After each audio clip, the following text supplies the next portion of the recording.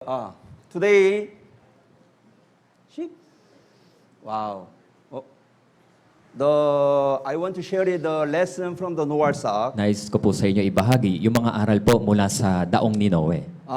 Most of time, when we attend the Bible seminar, you study lots of time about the Noah's Ark, Noah's flood. Kaya pag tayo po'y dumadalo ng Bible seminar, ay karaniwan pinag-aaralan na po natin yung daong ni Noe. Yes. But we have a limitation to learn the last lesson from the Noah's Ark during the Bible seminar. So I want to share the deep lesson from Noah's Ark today. Pero may limitado lamang po yung pag-aaral natin ng Noah's Ark sa tuwing Bible seminar at nais ko po itong pag-aralan pa ng malalim ngayon. Okay, people start, let's pray together. Bago po tayo mag-umpisa, tayo po lahat ay manalangin. Holy and much for our Heavenly Father God who love us. Thank you so much. Give us wonderful chance to listen your word. Banal at mahabagin naming amang Diyos na nasa langit, maraming salamat po sa pagkakataon na makapakinig ng iyong salita. That we are heading to the eternal destruction because of our sin. Dahil po sa kasalanan, kami po ay patungo sa walang hanggang pagkawasak sa impyerno. But by the grace of God, we are saved through the blood of Jesus Christ. Dahil po sa biyaya ng Diyos, kami po ay naligtas sa pamamagitan po ng dugo ni Jesucristo. But as a Christian, we want to obey your word so that we are here, obeying the church, obeying the Lord. Dahil kami po ay mga Kristyano, nagnanais po kami na makapanatili po sa iglesia at makapakinig ng iyong salita. According to the word of God, we believe we can be the strong, we can be the powerful through the power of the Holy Spirit. Kaya sa pamamagitan po ng salita ng Diyos, magkakaroon po kami ng kalakasan sa pamamagitan po ng kapangyarihan ng banal na Espiritu. So we want to rely on your power and the strength of the Holy Spirit so that we can grow and then we can use as an instrument of God. At nais lamang po naming umasa sa kapangyarihan po ng banal na Espiritu upang kami po ay lumago sa aming buhay Kristiyano. But still, our condition, still we have a simple nature, the fresh desire, so that we have a conflict in our hearts with the power of the Holy Spirit. Kaya magpasa hanggang ngayon po, kami po ay may mga pagnanasa na kasalanan po sa aming sarili. Kaya hanggang sa ngayon po ay may pagtatalo po sa pagitan po ng banal na Espiritu. That's why we need to your grace and mercy, love again, so that we'll be overcome it all the temptation of the Satan of the world. Kaya higit po namin na kinakailangan ng iyong habag, ng iyong biyaya at ng iyong pag-ibig upang mapagtagumpayan po namin yung mga tukso po ng sanlibutan at ni Satanas. So Lord, while we are listening the lessons from the Noah's Ark, please let us get the key point, the lessons, and then apply our life. At habang nakikinig po kami ng mga aral mula po sa daong ni Noe, nawa, ito po ay aming maalala at may apply po namin sa aming buhay. Also, Lord, there's a lot of the lost souls around us. So please give us chance to preach gospel for the lost souls, especially our lovely one. At Panginoon, marami pa rin mga ligaw na kaluluwa sa paligid po namin at bigyan mo po kami ng pagkakataon na mailigtas po yung mga ligaw na kaluluwa sa paligid po namin. Thank you for everything. In the name of our Lord Jesus Christ, we pray. Salamat po sa lahat ng bagay. Ito po ang aming dalangin sa pangalan ng Panginoong Jesucristo. Amen. Amen. Okay, let's open Bible first, Genesis chapter 6. Buksan po natin sa ating mga Biblia sa Genesis po, chapter 6. 6 verse 14. Sa Genesis po, chapter 6, verse 14.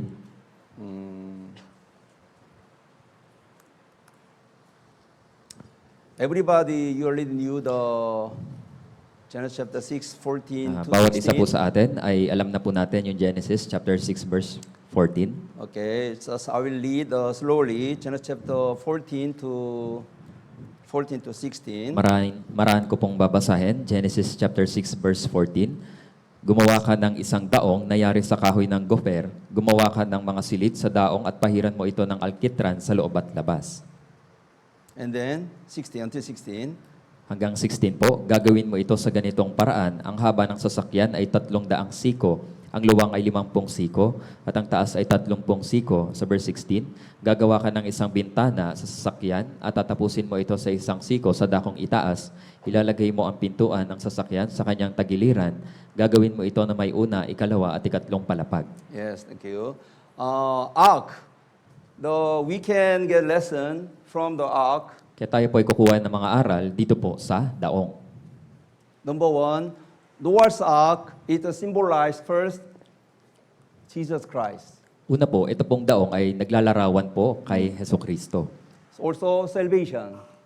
Sa kaligtasan din po. And then second, Noah's Ark symbolized church.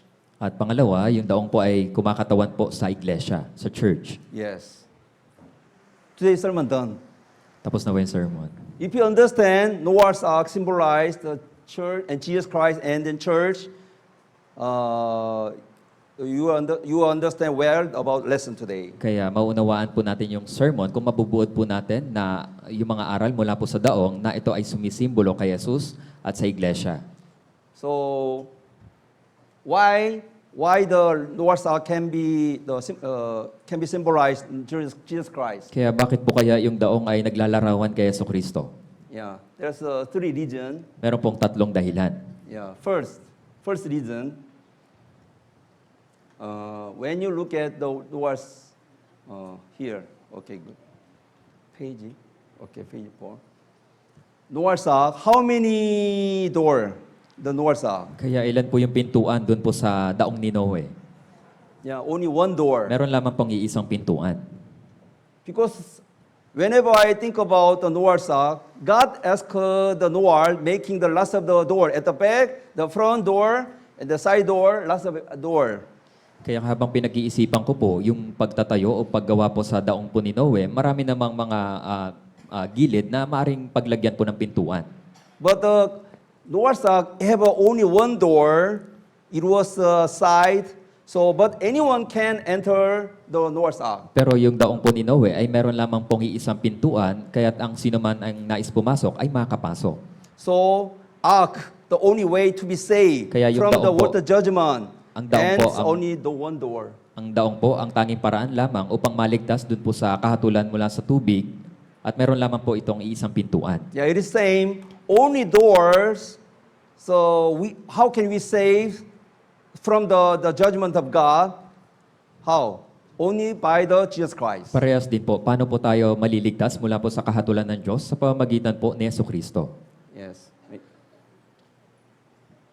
Oh, thank you. Shoop. Thank you. So because door only one. Kaya ang pintuan po ay iisa lamang. So it is the meaningful because God asked Noah to make only one door because only one door can be one door. There's a way to the entering the Noah's Ark. It is same.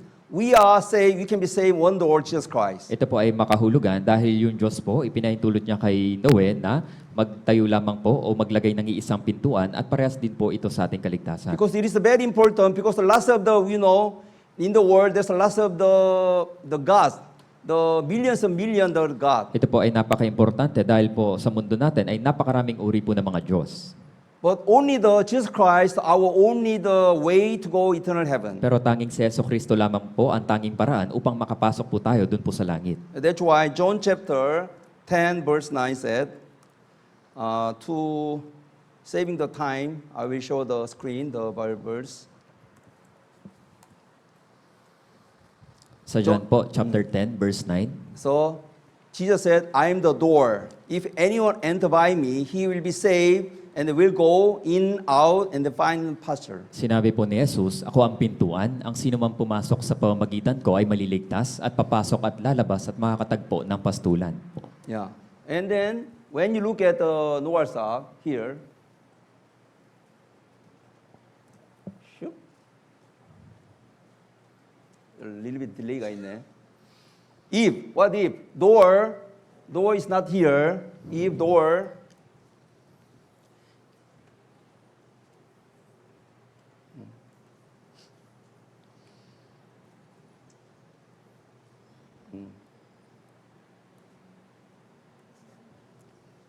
if door will be here. Ipagbalagay po natin na yung pintuan hindi po nandito, nasa kisame po o nasa bandang bubungan. And then door will be here. How can anyone enter it? Kaya paano po kaya sila makakapasok kung ang pintuan po ay nasa kisame o nasa bandang bubungan? Yeah. So anyone can approach the door, access way, entering the Noah's Ark because door of the Noah's Ark, there's a side where anyone can reach entering the door. Dahil ang pintuan po ay nasa tagiliran, ay madali pong pasukin. ng Yeah. sino mang nais pumasok. So it is a good lesson. Everybody, anyone want to be saved, anyone to be understand the gospel, very easy way. The gospel is so easy and simple. Ito po ay aral mula po sa atin. Sino mang tao po ay maaari pong maligtas, yung sino mang tao po ay maaari makaunawa po ng ebanghelyo. Yes. Dahil ang ebanghelyo po ay napakasimple lang na maunawaan. Yeah. And also, I will show, tabernacle. At isa pa po, ipapaliwanag ko po, alam niyo po ba yung tabernakulo? I will show tabernacle. Look at this tabernacle. Yes. This tabernacle designed by God, made by the Moses. Kaya ito pong tabernakulo ay disenyo po ng Diyos na ginawa po ni Moses. Yeah. Also, tabernacle also, it is the model of Jesus Christ. At ito ding pong tabernakulo ay larawan din po ni Jesucristo. If any priest want to enter tabernacle, there's only one way, the main door. Kaya ang sinumang pari ang nais pumasok po sa tabernakulo ay meron lamang din itong iisang pintuan. Yeah. Outside there's only one door. Kaya doon po sa labas, meron lamang pong iisang pintuan. So if anyone want to go inside the most holy place and most holy place, they must first entering the main gate, the main door. Kaya kung ang sinumang pari ang nais pumasok po doon sa dakong banal at dakong kabanal-banalan, dapat po siyang dumaan dito po sa pinakapangunahing pintuan. And then can you imagine how many meters? Kaya na-imagine niyo po ba kung gaano po ito kaluwang? Tabernacle door. Tabernacle door, very big. Kaya 10 meter. yung pintuan po ng tabernakulo ay napakalapad po. Yeah. Tabernacle, why God made it the big size of door? Bakit kaya gumawa yung Diyos ng pintuan na napakalapad? Because it is the evidence God really the big heart. Anyone entering the tabernacle, anyone want to be saved through Jesus Christ, anyone can approach Jesus Christ Kaya like ito po that. yung katibayan na napakalaki po ng puso ng Diyos na nais niya na ang sinumang nais maligtas o pumasok ay makakapasok at maliligtas. Yeah, God desire all men to be saved and then come to the knowledge of the truth. Dahil ang Diyos po ay nagnanais na ang lahat ng tao ay maligtas at makarating sa pagkakilala ng katotohanan. So why we can say the door of the tabernacle can be say the model of Jesus Christ. Bakit po kaya na yung tabernakulo ay naging modelo o larawan po ni Jesucristo? Because of the color. Dahil po sa Colors kanyang red. kulay. So can you see how many colors red now? Kaya Here? nakikita niyo po ba yung mga kulay po ng pintuan? How many colors? Ilan po yung kulay? Okay. How many colors? What color first? Kaya ilan po yung pintuan? Ilan po yung kulay ng pintuan? Okay, one more. I'll give you 3 seconds. Bibigyan ko po kayo ng 3 segundo. How many colors? Ilan po yung kulay? What colors? What colors? Huh? Red. Okay, red. Pula, White Puti. and blue and purple. Purple. meron po itong puti, bughaw, kulay ube at pula. Okay. The 4 color, 1, 2, 3, 4. Meron po itong 4 na kulay. First, the white, Una po, puti. and the blue, Pangalawa, yung bughaw. and then purple, Pangatlo po, yung kulay ube. and then red. Pang-apat ay yung pula. Yeah, white, blue, purple, red.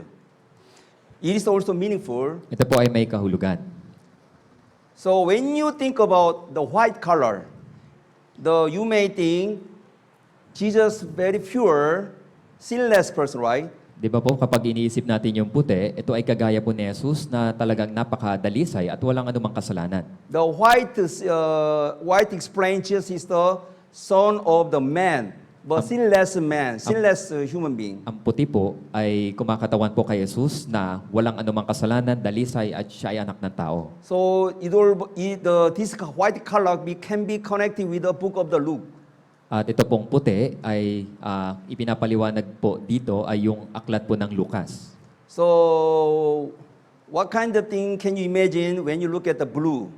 At ano naman po yung naiisip po natin kapag naisip po natin yung So blue. when you look at the sky, there's a blue color. Kapag pumitingin po tayo sa kalangitan, di ba, kulay bughaw po o Yeah, asul. Jesus Christ is Son of God who came from the heaven. Gayun din po, si Jesucristo ay anak ng Diyos na nagmula sa langit. So blue, the imagination for sky. So book of the what? John. Kaya ang bughaw po ay kumakatawan po sa kalangitan na si Jesus ay galing po sa langit at itinuturo po ito ng aklat ni Juan. Because when you study read the Bible, the book of the book of John explain Jesus Christ came from the sky, Dahil came from pag- the heaven. Babasahin po natin yung aklat ni Juan, malalaman po natin doon na siya ay nagmula sa langit. Also purple color.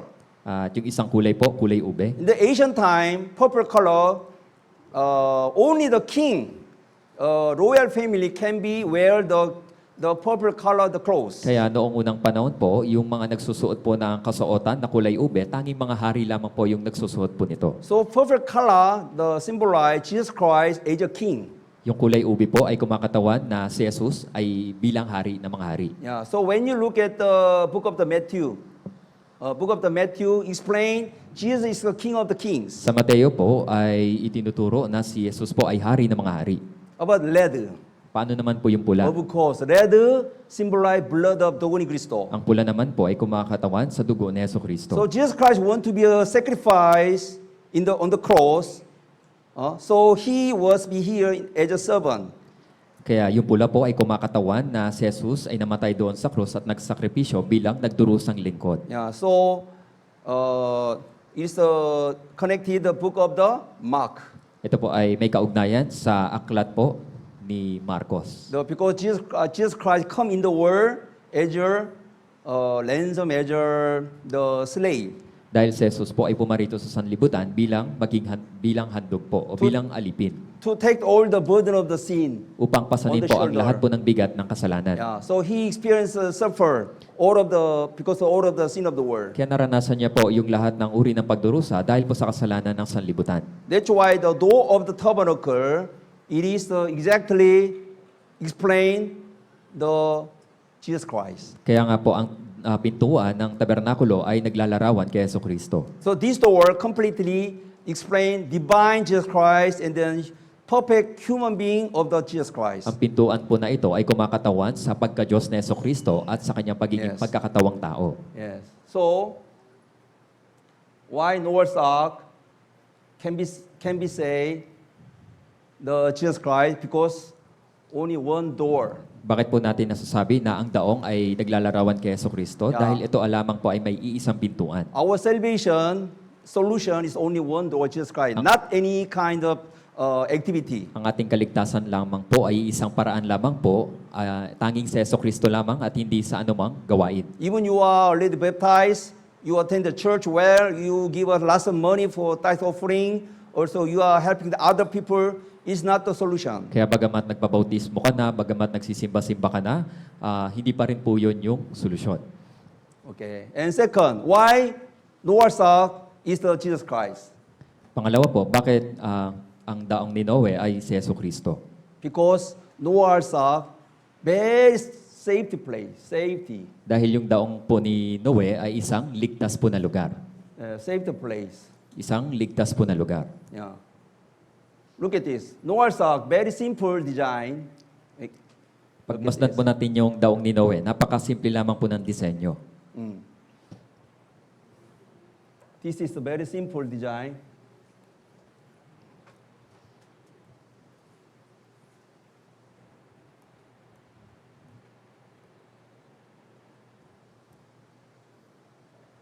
Yeah. When you look at the Noah's Ark, there's no engine, no another, only just rectangular, the square. Pag square pinagmasdan po box. natin yung daong ni Noe, ay parisukat lamang po ito at walang anumang timon o kaya mga engine. Yeah. In 1993 in Korea, Research Institute of the Ocean Technology, they testing the ark by reducing 1/5 size of the ark. Kaya noong 1993, yung Korea Institute Ocean Technology po, sinubukan po nilang paliitin po yung aktual po na sukat po ng arko sa 1/50. At that time, 1993, the most strongest wave in the world, there's 30 meters. Noong 1993 po, yung naitalang malakas po o mataas po na alon ay nasa 30 meters. Yeah.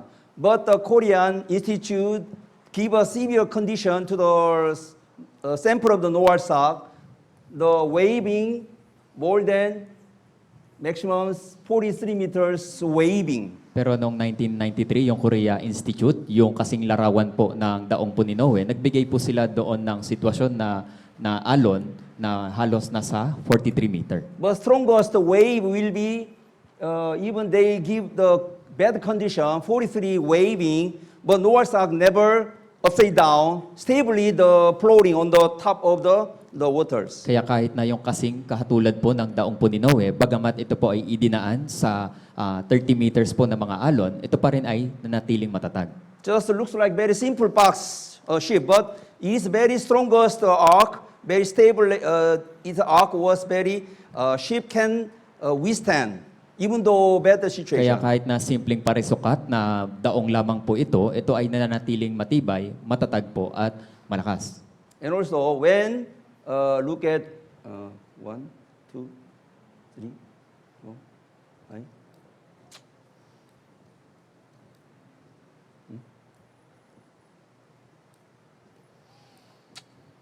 아닌가? 엥?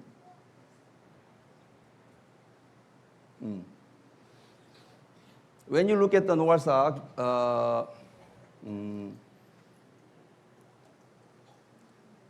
because of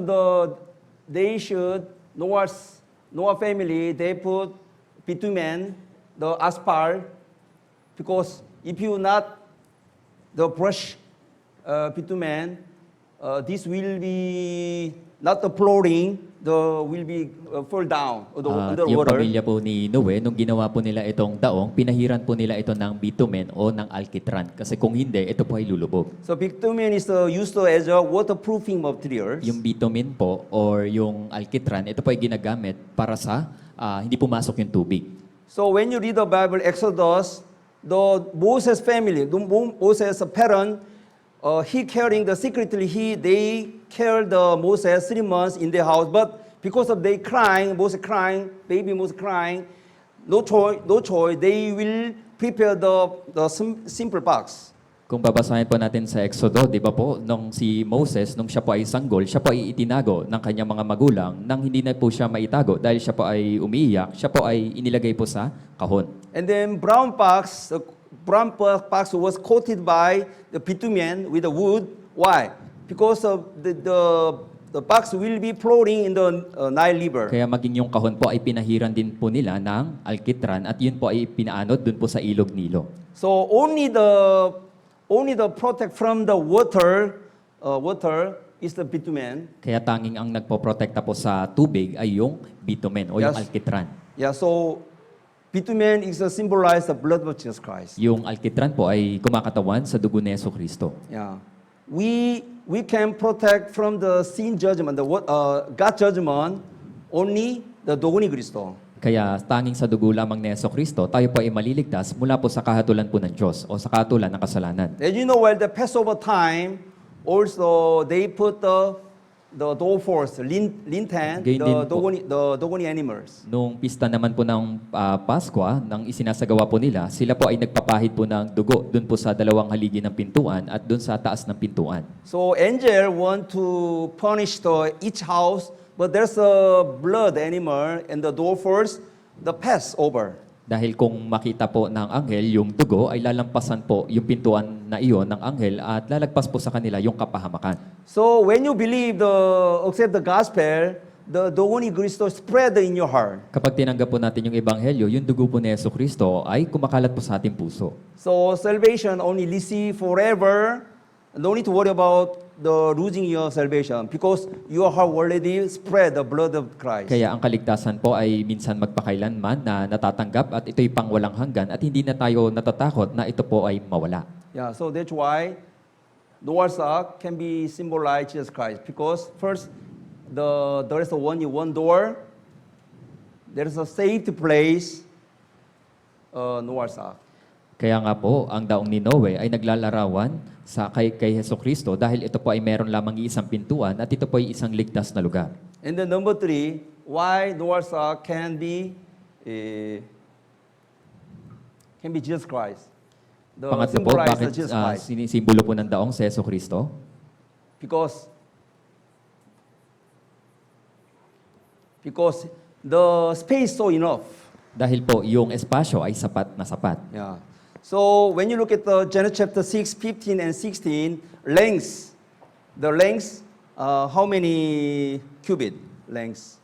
Pag binasa po natin yung Genesis chapter 6, ilan po yung haba ng daong? So the 300 cubit, the width 50 cubit, height 30 cubit, verse 15 said. Sa verse 15, sinabi, ang haba ng sasakyan ay 300 siko, ang luwang ay 50 siko, at ang taas ay 30 siko. Yeah. So you can convert it. It's converted the centimeter. Maaari po natin i-convert sa centimeter.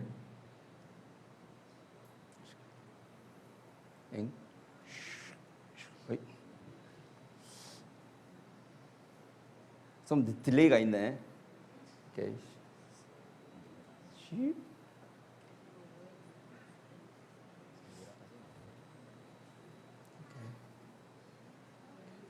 Okay. The Noah's Ark. Okay. So length.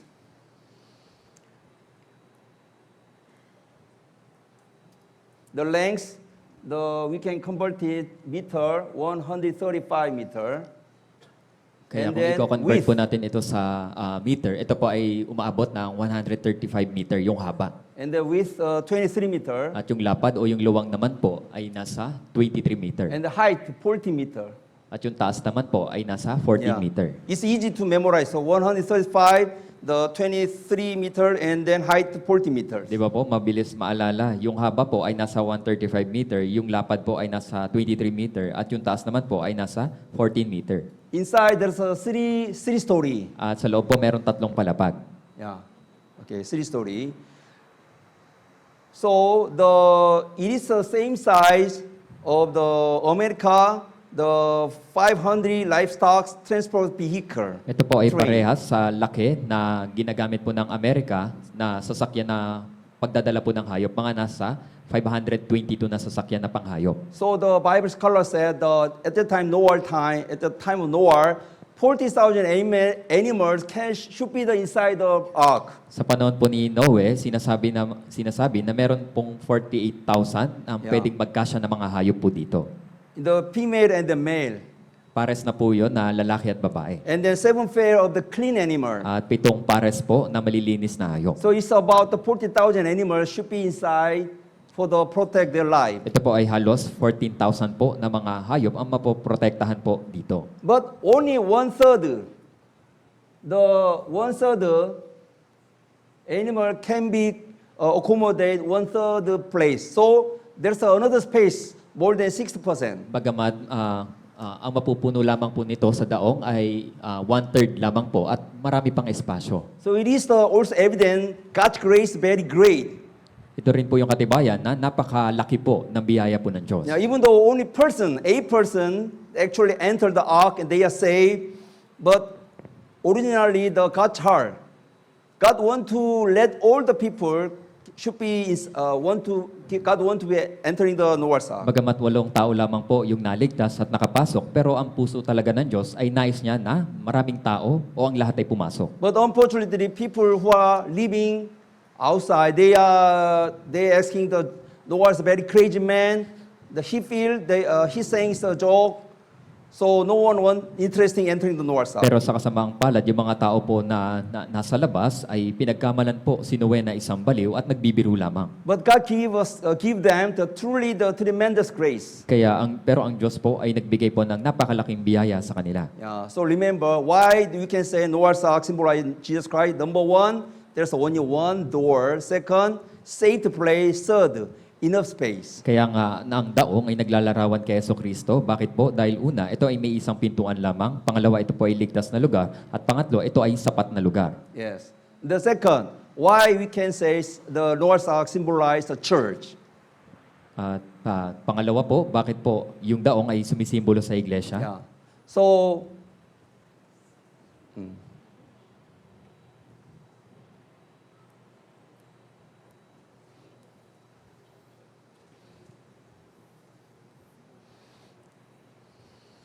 the Noah's Ark, the design very simple. Yung disenyo po ay napakasimple lamang po. It's not the ferry ship across the river. It's not the merchandise ship for the trade. Kaya hindi po ito kagaya po ng ferry lamang na pangtawid ilog o yung barkong pangnegosyo na ginagamit pangnegosyo. It's very special and simple purpose. The ship is only for saving the people and then save animals. Kaya ito po ay napaka-special po na daong para magligtas po ng mga tao at hayop. From the water judgment from God. Mula po sa kahatulan ng Diyos na sa pamamagitan po ng tubig. There's no other purpose. At walang anumang layunin ito. So church, what's the purpose of the church? Ano naman po ang layunin ng iglesia o ng church? Yeah. The purpose of church. Ano po ang layunin ng church? Because church is not the education institute. Ang church po ay hindi lamang education institute.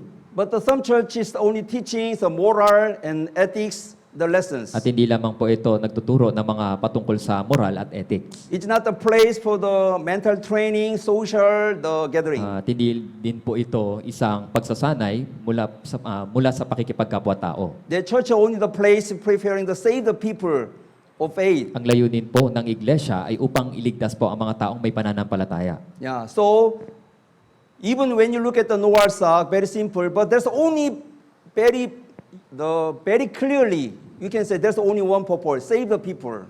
Bagamat ang daong po ni Noe ay napakasimple lamang po, ito ay meron lamang isang layunin, ito ay magligtas ng mga tao. So the main purpose of the church, saving the lost souls. Sa kaparehas na bagay po, ang layunin po ng iglesia o ng church ay magligtas ng mga ligaw na kaluluwa. If the church mood was very nice and everybody was very excited attend the church, but church didn't preach the gospel, nothing. It's nothing. Bagamat yung iglesia po o yung church ay napakaganda, kahit na yung mga tao ay excited na dumadalo, ngunit kung hindi naman nagtuturo ng ebanghelyo, ito po ay walang kwenta. Yeah. So number one, why we can say Noah's Ark as a church? Because Una, bakit po ang daong ay kumakatawan sa iglesia? because of the design. Dahil po sa disenyo. Do you know who designed the Noah's Ark? Alam niyo po ba kung sino po yung nagdisenyo ng daong ni Noe? God designed. Ang Diyos po yung nagdisenyo. God gave to the blueprint to the Noah, so build. Ang Diyos po ang nagbigay ng blueprint kay Noe upang gawin ito. So Word of God called is the canon. The canon means the church law in the time, ancient time. So the Greek language canon, which refer to read, used as measuring the tools. Ang salita po ng Diyos, ito po ay tinatawag na canon at sa terminong Griego po, ito ay tinatawag na canon o tinutukoy po ito sa tambo bilang pamantayan o panukat. Yeah. So designed by what? The Word of God. Ito po ay disenyo sa pamagitan ng salita ng Diyos. So God keep design to Noah through word of God. Kaya ang Diyos ay nagbigay po ng disenyo kay Noe. So in our life, pamamagitan po ng salita ng the Diyos. Word of God only the standard for everything in our life. Kaya gayon din po, sa buhay po natin, ang pamantayan lamang dapat ng ating pamumuhay ay ang salita ng Diyos. Maybe Noah have lots of idea. Oh Lord, why we can make a ship like the rectangular size? We make a size will be like that. He can give his idea for the build the ark. Maari, si Noe po ay may mga sariling pananaw na sa pagtatayo po ng daong, maaring siya ay magbigay ng mungkahi sa Diyos na ganito na lang yung gawin doon sa daong.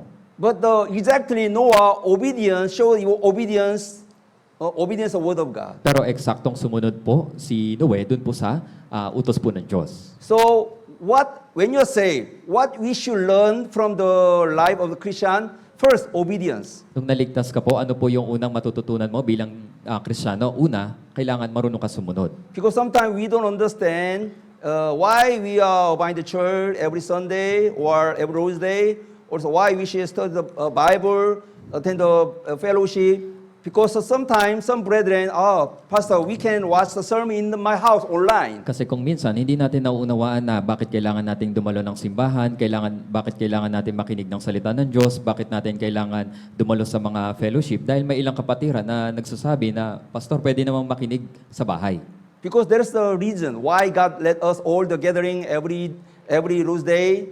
Because- May dahilan po kung bakit yung Diyos nais niya na tayo po ay magtipon-tipon tuwing linggo. Because we have our own idea.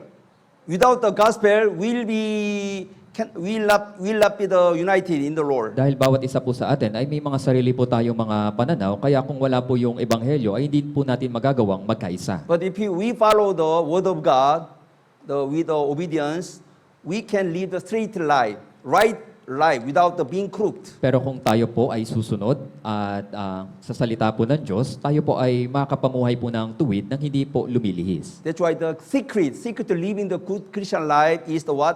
Obey the word of God. Kaya ang hiwaga po ng mabuting pamumuhay Kristiyano ay ang sumunod. Do you know the Joshua? Joshua is the next leader of the Moses. Si Josue po, di ba? Siya po yung sunod po na pinuno, kasunod po ni Moses. Actually, the Joshua, he was given great mission of the leading the Israelites in the land of Canaan. At sa lupain po ng Kanaan, si Josue po ay nakatanggap ng dakilang misyon mula po sa Diyos na pangunahan po yung mga Hudyo. Because the Joshua, he may thinking, oh, how can I next be leader? Because Moses is the greatest prophet. How can I be the leader of the Israelites? At iniisip po ni Josue na paanong ako ang susunod na pinuno kasunod ni Moses dahil si Moses po ang dakilang propeta. But at that time, God gave to the good answer to him. Pero sa sandaling pong iyon, nakatanggap po siya ng utos o salita mula po sa Diyos. Okay, Joshua chapter 1 verse 9 said, Sa Josue po, so when you look at the screen, chapter 1, verse 9.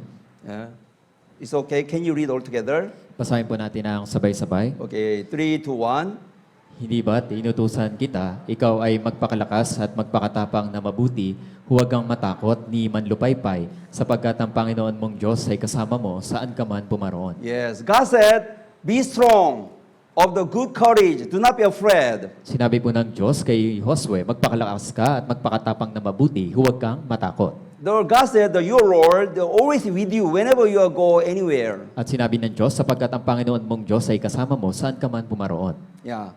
So, because of why Joshua, the leading the Israelites can be success? Because he follow word of God. Bakit po matagumpay na napangunahan po ni Josue yung mga Israelita? Dahil siya po ay sumunod sa salita ng Diyos. Yeah. So, our Christian life should be also designed by the word of God. Ang buhay Kristiyano po natin ay nakadisenyo para sumunod sa salita ng Diyos. Yeah. So, why also second reason? Why?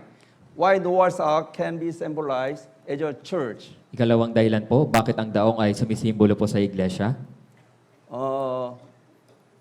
No operation, no facility inside the Noah's Ark. Wala pong anumang operation na facility doon po sa loob po ng daong. Yeah, no operation facility. Kaya walang anumang mga pasilidad po doon Yeah. sa loob ng daong. No engine, no rudder. Kaya wala pong mga makina o Yeah. kaya timon. No navigation. At wala rin pong navigation. Yeah. So Noah's can thinking our ark can be floating on the altar or on the floor waters, but everybody they don't know where we'll go. Kaya lahat po sila, kasama po si Noe, ay iniisip nila na palutang-lutang lamang po yung daong at hindi nila alam kung saan sila patungo. Yeah. Even though they don't know that this ark can be just floating on the water, so they don't know where's the final destination. Kaya bagamat alam po nila na palutang-lutang po yung daong, pero sa katunayan hindi po nila alam kung saan po sasadsad o yung destination po ng daong. So as you know well, Noah's ark floating on the top of floating on the waters, and then finally, almost after 1 year, he rests on the top of the mountain Ararat. Di ba po alam po natin na yung daong po ni Noe, ito po ay sumadsad dun po sa mga bundok ng Ararat. Yeah. So even there is no operation facility, who guide Noah's Ark? Kaya bagamat yung daong po, walang mga operation facility, sino po yung nagpatakbo dito po sa daong? Yeah, Noah's Ark was guided by directly from the Lord, from God. Kaya ang daong po ay direktang pinatakbo mismo po ng Diyos. So when you look at the church, we don't know future. After 1 year later, after 2 years later, Manila MCC Church, where we'll go on. Kaya, But we di ba- just focus the Word of God. We follow our clear purpose of the church, preaching the gospel. Kaya di ba po, kapag pagmamasdan po natin yung church po natin, hindi po natin alam yung hinaharap makalipas po ng 1 taon o 2 taon. Hindi po natin alam yung mangyayari po sa ating church. Pero bilang bahagi, kailangan po nating sumunod sa salita po ng Diyos at maging bahagi po ng pangangaral ng Ebanghelyo. The true church, not the pastor church. True church, not the leader's church. True church is the God's church. Kaya yung church po o yung iglesia ay hindi po church ni pastor o church ng mga miyembro, kundi ito po ay iglesia ng Diyos. When you look at the church, you feel there's no any facility, but the God Himself govern us, also guide us. Kaya yung church po natin, ang Diyos po ang nangunguna po dito. So the Bible said that we are the lamb, the sheep of God. Gaya po ng binanggit sa Bible, tayo po ay kagaya po ng kawan ng Diyos. Jesus Christ, our shepherd. At si Yesu Cristo naman po ang ating pastor. Every lambs, they don't know where we go, but they only follow the shepherd. Ang bawat tupa, hindi po nila alam kung saan sila patungo, basta't sumusunod lamang po sila doon po sa pastor. Yeah, so you should believe in our Christian life, our church, guided by God, right? Even though we don't know direction, but if you follow Word of God, our way of the church will be really right way. Kaya bagamat hindi po natin lubos na nauunawaan, yung ating buhay Kristyano po ay kailangan pangunahan po ng Diyos o ng salita ng Diyos sa mabuting matuwid na daan. Yes. And then third. Just a moment. Number 3, why Noah's Ark can symbolize the church? Kaya pangatlo po, bakit po ang daong ay sumisimbolo po sa church? Because of the position of the window. Pangatlo po ay yung posisyon po ng bintana. Okay, I will show again the Noah's Ark. Papakita ko po muli yung daong po ni Noe. Door, only there's only one door, but where locate the window? Yung Window daong po. was here. Yung daong po, di ba? Meron lamang siyang isang pintuan at yung bintana po niya ay nasa bandang rito. So as I mentioned, the height, so 40 meter. Gaya po ng binanggit ko po sa inyo, yung taas po ng daong ay nasa 14 meters. So Noah's window design was from the top 1 cubit below. Kaya So ibig sabihin po, yung bintana po ng daong ay nasa dakong itaas. this window, from the bottom 30 meter high. Isang siko po sa dakong itaas, kaya yung bintana ay nasa halos 13 meters. Yeah, so can you imagine 30 meter from the bottom? Kaya naisip po ba natin ito na yung bintana po ay halos 13 meters po mula po sa, Yeah. sa papag. So why God asked Noah follow the design, window design to the there's a most high Kaya place. bakit kaya pinagawan ng Diyos si Noe ng bintana na halos napakataas po ng bintana? Because they feeling what? The wavering. Shoo. Maaari, nararamdaman po nila na sila po ay umaalon po doon sa loob. Sometimes very calm down, but sometimes very severe wavering they feel. Kung minsan, ito po ay kalma lang, pero may ilan po na talagang umaalon po talaga yung daong. But they want to see the outside. Pero maaring nais nilang makita yung labas. How? Only for window.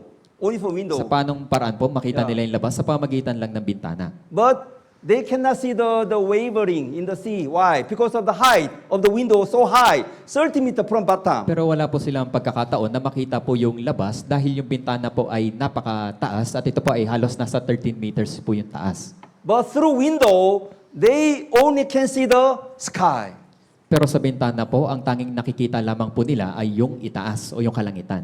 They cannot see the Lord, Hindi the po nila waters, nakikita the wavering. yung mga alon at yung labas. Because of the height, the sky was visible through their window inside the ark. Dahil doon po sa loob po ng daong, tanging ang nakikita lamang po nila sa bintana ay yung itaas o yung kalangitan. So what kind of lesson God give us Kaya ano through yung window aral po position? na nais ibigay sa atin dito, yung posisyon po ng bintana. All the born-again Christian, don't look at the world. Don't look at your physical desire. Tayo pong mga born-again Christian, kailangan wag po tayong magtuon pansin dito po sa sanlibutan at magtuon pansin sa ating mga pagnanasa ng laman. Your target, your purpose will be here in the world. Your Christian life will be ruined. Kaya dapat, kung ang layunin po natin ay hindi po nasa mundo, kasi kung hindi, tayo po ay mawawasak. So God said, set your mind on things above, high. Yes, sinabi po ng Biblia, sinabi ng Diyos na itingin po natin yung ating paningin sa itaas. Not on the earth. Kaya hindi po dito sa mundo. So our Christian life, our eternal hope, the purpose is the sky, heaven. Kaya sa ating buhay Kristyano, ang ating walang hanggang pag-asa ay ang langit. Yeah, that's why Colossians chapter 3 verse 2 said, Sa Colossus po, chapter 3, verse 2 said, set your mind on things above, not on things on the earth. sinabi po sa Colossus chapter 3, verse 2, ituon ninyo ang inyong mga pag-iisip sa mga bagay na nasa itaas, hindi sa mga bagay na nasa ibabaw ng lupa. So we should not live for what is the perishable, we should live for the what is the imperishable. Kaya kailangan tayo po ay mabuhay sa mga bagay po na hindi na walang pagkasira kundi sa hindi nasisira. So God always want to check your eye, where you want to see. Nais po ng Diyos na tinitingnan po tayo ng Diyos kung saan po tayo nakatingin. Of course, you have a lot maraming issues, the financial issues, relation issues, lots of the issues in the Siyempre po, church, in your family, in the world. Napakarami po nating problema po sa church, problema po sa pamilya, at meron po tayong problema sa pinansyal. Of course, without the problem, how can we live? We have our problem, the issues. Siyempre po, dahil sa mga problema na ito, ay paano po tayo mabubuhay at sa natural po, tayo po ay may pang-araw-araw po na problema. But we should set our mind above, in the sky. Pero kailangan po natin ituon yung ating mga pag-iisip sa mga bagay po na nasa itaas. Yeah.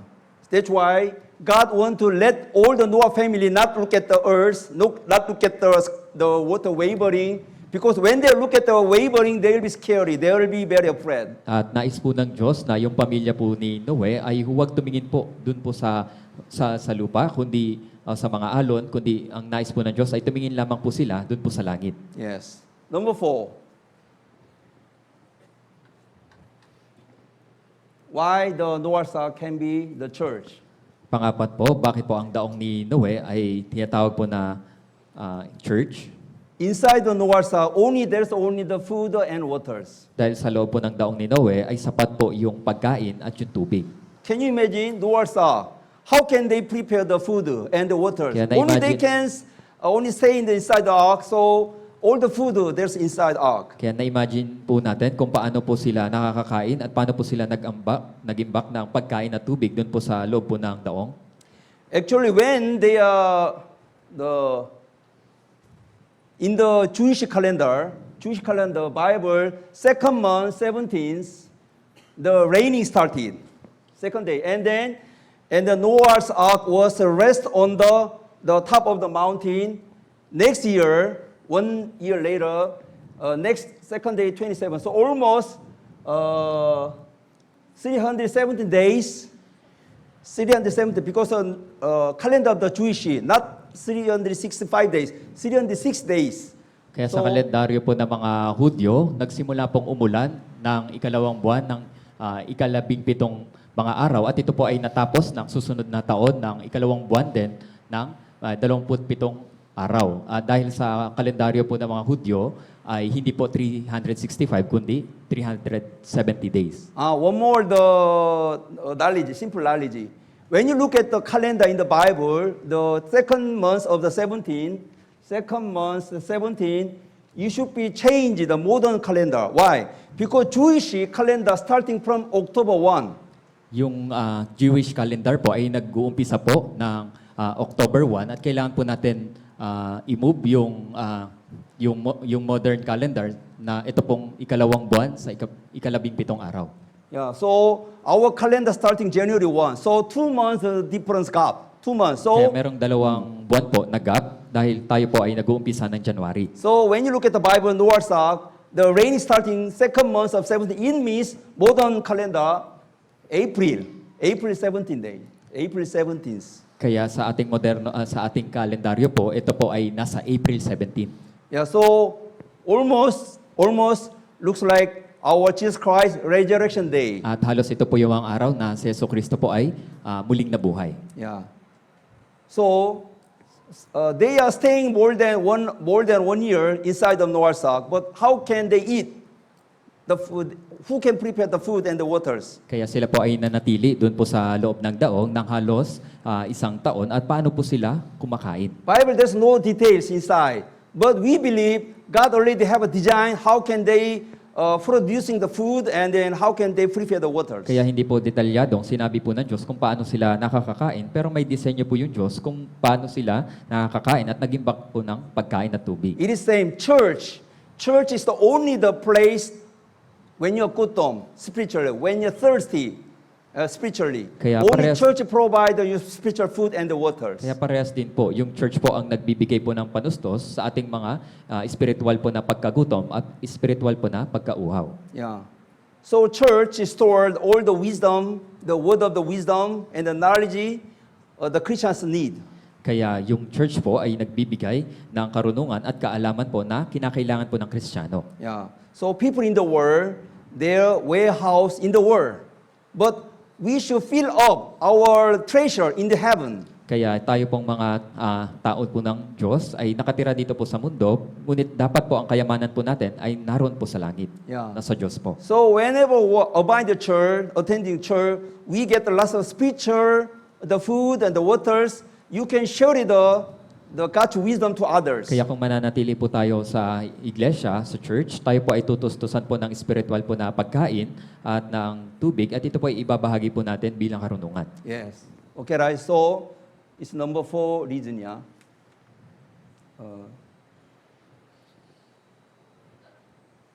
Okay, number 5. There's a 6th reason. 6th reason. Meron pong 5 dahilan at ito po ay panglima na.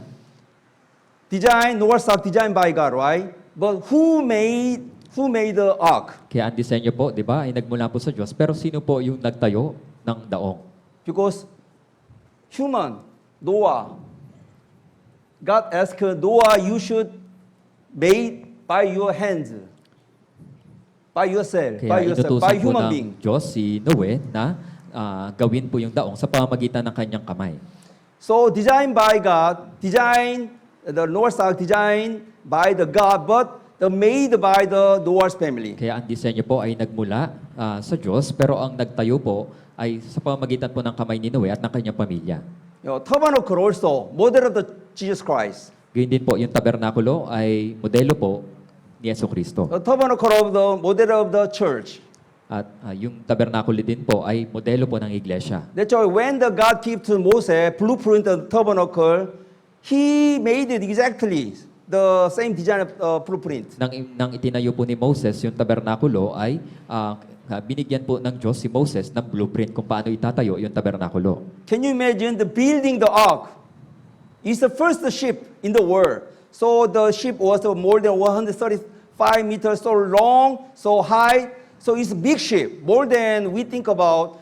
When Noah's family built the ark, they spending more than 100 years like that. Kaya nang inutusan po ng Diyos si Noe at itayo po yung daong, ito po yung pinakaunang barko sa kasaysayan at ito po ay napakalaki. Umabot po ng 135 yung haba. So when they build the ark, there are lots of people there joking, mocking. So they will be depressed when they build the ark. So can you imagine? They'll be maybe want to stop it, Kaya- build the ark. Habang itinatayo po nila yung daong, maraming mga tao po yung talagang nililibak sila, pinagtatawanan po sila at maring sila po ay nanlulumo at nawawalan po sila ng pag-asa o nawawalan po sila ng loob at nais po nilang tumigil na. When the Noah and Noah family never forget it, the promise of God. Just they always remember the grace of God. Pero si Noe at ang kanyang pamilya, hindi po nila nalilimutan yung biyaya po ng Diyos at yung pangako sa kanila ng Diyos. That's why finally they build the Noah's ark At di kalaunan po ay naitayo po nila yung daong ni Noe by their hands. sa pamagitan po ng kanilang mga kamay. Church also same. Parehas din po sa church. Design of the church by the God. Ang disenyo po ay nagmula sa Diyos. But if you brethren, born again Christian brethren, we are not moved, we are not effort for the build a church, God will stop it. Pero kapag yung mga kapatiran po ay hindi kikilos, hindi magpapagal, ito po ay titigil. So every one of us, we should have ownership in the church. Kaya We are bawat- not the guest. Kaya bawat isa po sa atin ay kailangan magkaroon po tayo ng, isipin po natin na tayo po ang may-ari at hindi po tayo bisita. I believe that everyone, you believe, we are the all spiritual family. At kayo po ay naniniwala, alam ko po, na tayo po ay mga spiritual na pamilya. What do you think? What's the difference, the maid and the wife? Kaya ano po yung pinagkaiba po ng asawa doon po sa yung may bahay sa katulong? Yeah, maid. What's the difference? Maid and the wife. Kaya ano po yung pinagkaiba po ng katulong doon po sa may bahay?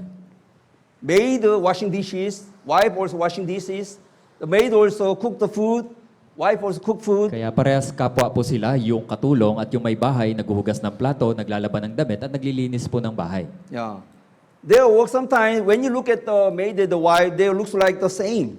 Di ba po, pag pinagmasdan po natin yung katulong doon sa may bahay, ay parehas lamang sila ng ginagawa. But they're two women, they're very, very totally different. Pero ito pong dalawang babae ay lubos po na magkaiba. Because of the one woman, the maid working the housewife for the salary.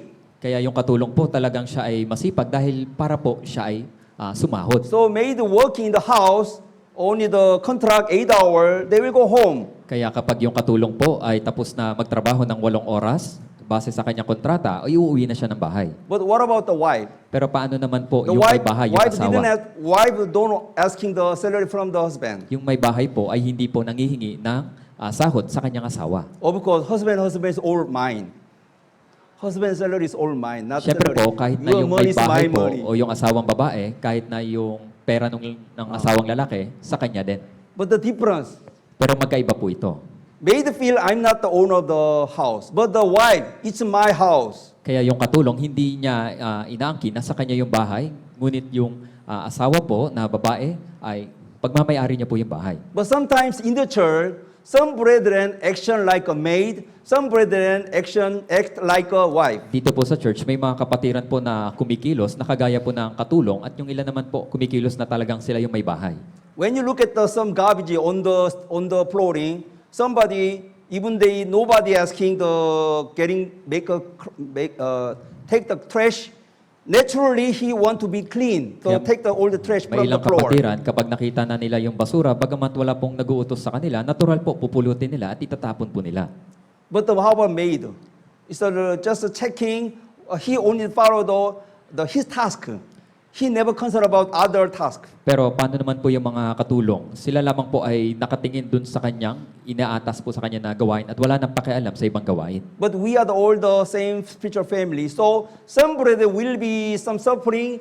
We should pray for them. Also, we should involve them to helping them. Kaya tayo po ay mga espiritual na pamilya sa iglesia, kaya kung ang sino man po ay nagdurusa, kailangan po natin makibahagi dun sa kanilang pagdurusa. Yeah, that's why based on our prayer, based on our sacrifice, based on our effort, our church, Manila Central Church, move on. Kaya base po sa ating sakripisyo, panalangin at pagpapagal, lalago po yung ating Manila Central Church. Yeah, because the blueprint made by the God, but church move forward by our sacrifice. Dahil ang blueprint po ay nanggaling po sa Diyos, ngunit yung paglago ng church ay sa pamamagitan po ng ating mga kamay. Okay, and then last, when you look at the Noah's Ark, actually they will be very tired inside because they spending more than 1 year. Kaya maaring nang sila po ay nasa loob po ng daong, ay talagang pagod na sila dahil sila po ay halos 1 taon po roon. But how can they survive Pero- inside the ark? Paano po sila nabubuhay doon po sa loob po ng daong? Because even though ark was very big, they feel that the trauma because of all blocking, right? Kaya They can the move boundary only the 135 meters for Bagamat- 1 years. Bagamat yung daong po ay napakalaki, ay talagang nakakaranas din po sila ng trauma at dahil isipin nyo po, ito po ay 135 meter po yung haba at meron lamang po mga boundary o mga pader. But they never forget it, God's promise. And Pero- then they never forget it, the hope of God. Pero hindi po nila nalilimutan yung pag-asa mula po sa Diyos at yung pangako po ng Yeah. Diyos. They believe someday the Lord's ark will be someday will be rest on some place, Kaya and they will go out. Naniniwala po sila na balang araw, sila po ay, yung daong po ay sasadsad at sila po ay makakalabas. Yeah. Can you feel the inside of Noah's ark will be very comfortable? No. will be maybe uncomfortable. Kaya na-imagine po ba natin na komportable ba doon po sa loob po ng daong? Hindi po. Kundi, hindi po talaga komportable. Can you imagine the Warsaw? Sometimes. Kaya imagine niyo po nasa loob po kayo ng daong at talagang nakakahilo Of po. course, sometimes wavering very stable, so they feel uncomfortable, but the last of time is not comfortable because it's not their own house. Kaya kung minsan ay komportable dahil hindi malakas yung mga alon. Pero kapag may mga malalakas na alon ay hindi po talaga komportable dahil hindi po yun yung kanilang bahay. Also, they need to take care of all the animal, the feeding them, all garbage, their poop, all scrap. So they need to last of the work and work. At isa pa, kailangan po nilang magtrabaho po doon at pakainin po yung lahat ng mga hayop at itapon yung mga basura at sila yung nagtitiis po sa mga mababahong dumi po ng mga hayop. But they never forget it, God's promise. So grace of God was the very overflowing in their heart, from the heart. Pero hindi po nila nalilimutan yung pangako po ng Diyos dahil yung pag-ibig po ng Diyos ay umaapaw po sa kanilang puso. Yeah. In our church, we are same. Sa church po ay parehas din po. God promised, I will come again the someday in the sky, and then your body will be changed, uncorruptible body. Kaya nangako po yung Diyos na muli po siyang darating at tayo po babaguhin sa katawan na walang pagkasira. Yeah. So if you sometimes we feel why we are only lots of time we spend in the church with the brethren. Sometimes we feel boring. Sometimes you feel we can be spending my time outside the world, but why we are here together? Di pa Because it's po. a safety zone. Di pa Also, po. it is provided by Word of God. Kung minsan po nararamdaman po natin na habang tayo po ay nananatili sa church ay talagang napaka-boring at iniisip po na pwede ko naman gugulin yung oras ko dun po sa labas. Also, we expect that Jesus Christ will be second coming of Jesus Christ very near. So we have an eternal hope. Someday we'll living inside the heaven together, all the brethren with the God. At dahil malapit na po yung ikalawang pagdating po ni Jesucristo, tayo po ay may pag-asa at umasa po na si Jesus po ay muling darating at makakasama po natin siya dun po sa walang hanggang langit. Yes. Okay. Today we study why the Noah's Ark can be symbolized church, Jesus Christ, and then church. Kaya ngayon po, pinag-aralan po natin bakit ang daong ni Noe ay lumalarawan po kay Jesus at sa church. Okay. I will give you a last lesson. Ibibigay ko po sa inyo yung huling aral. How many door of Noah's Ark? Kaya ilan po yung pintuan ng Only daong po ni one. Noe? Isa lamang po.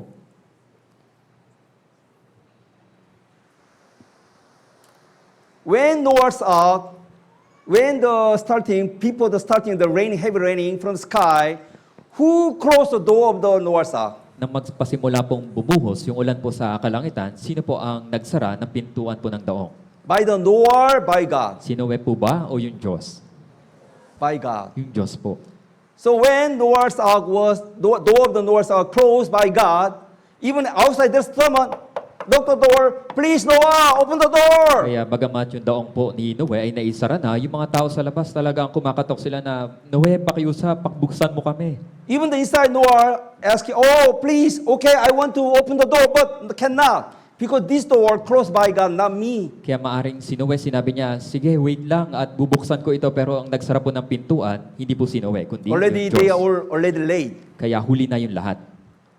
Even they already realized the bad heavy raining we started, all the land will be flooded, they are late. Kaya nang naramdaman po nila na umulan na at unti-unti nang bumabaha, yun ay huli na. But they have a chance, before the water judgment, they have a chance to enter the Noah's Ark, but they refuse. Pero nagkaroon po sila ng maraming pagkakataon habang ginagawa po yung daong, pero tinanggihan po nila. In our time, God give the born-again Christian, God give everyone the key to open the door of heaven. Sa panahon po natin ngayon, tayo pong mga born-again Christian, binigyan po tayo ng susi upang pagbuksan po ang ilan, buksan po yung pintuan po ng langit para Okay. sa kanila. Today, last verse, let's look at Matthew chapter 16, Dako po tayo, Mateo chapter 16, verse 19. sa verse 19.